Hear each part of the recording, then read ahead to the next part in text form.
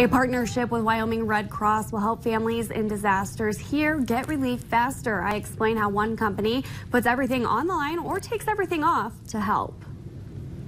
Budweiser is known as the king of beers, but when natural disasters strike, they can something else: water. We are passionate about the quality of the products we produce, whether that's our beer or whether that's emergency drinking water. Anheuser-Busch has partnered with the American Red Cross since 1988, helping those in need by sending drinkable water.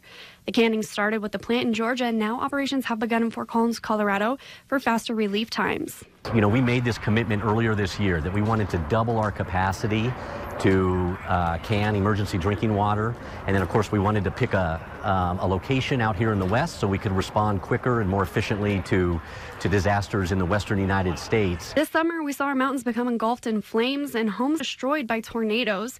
Knowing the plant cans water so close, it's easier for Red Cross of Wyoming to rely on that partnership to get supplies to those in need. That's one of the great things by now having this available right here in our own backyard, is that anytime there's a disaster that close to home, we have the ability to call up on some of these resources and get immediate help.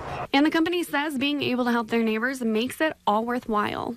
It really is a special feeling to know that we're playing our small part when disasters hit and communities are in need of clean drinking water. So far this year, the company has sent 300,000 cans of emergency drinking water to communities facing difficult times, including about 6 cases to the Carolinas.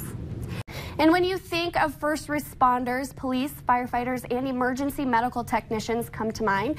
But what about the voice first heard when someone calls 911? I help put a face to the voice behind the phone. Dispatch, how may I help you?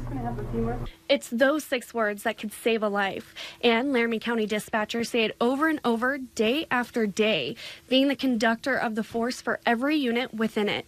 They dispatch police and firefighters to emergencies and are the voice for every emergency.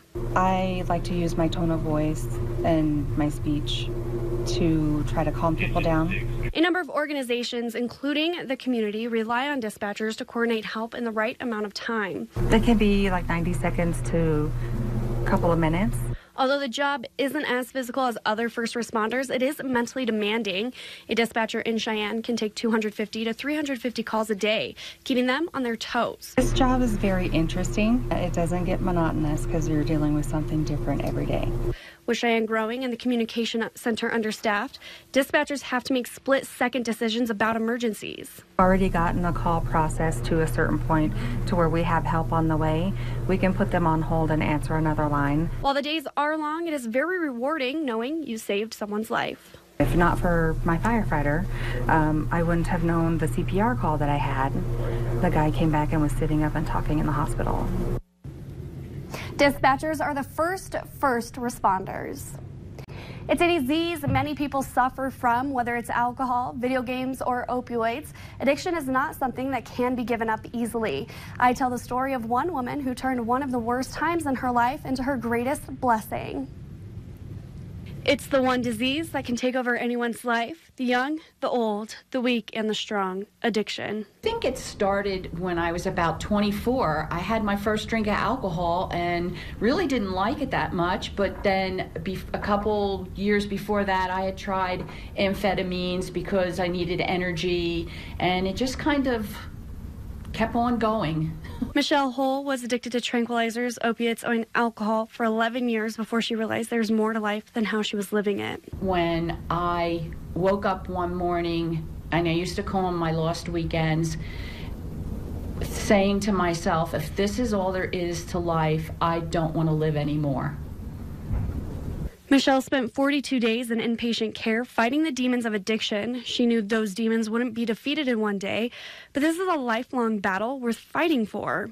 If I said it was easy, because it was not easy. It was through this struggle that Michelle found her life's calling. When she got out of inpatient care, she went back to school to become an addiction counselor and currently works at Cheyenne Regional Medical Center's Behavioral Health Center. Recovery doesn't happen overnight. You continue to do it for the rest of your life. Michelle has a passion to help those in the community, to let them know her battle and that she's there for anyone because she knows firsthand what it's like to be in your shoes, especially when you feel like the world is crumbling around you and there's no will to go on. That's what makes having someone there for you so important. There is definitely hope you need to come in. Come see me. That's what I do. I will help you. The center will pick the best program for those with addictions, and it begins with a 14-week educational program.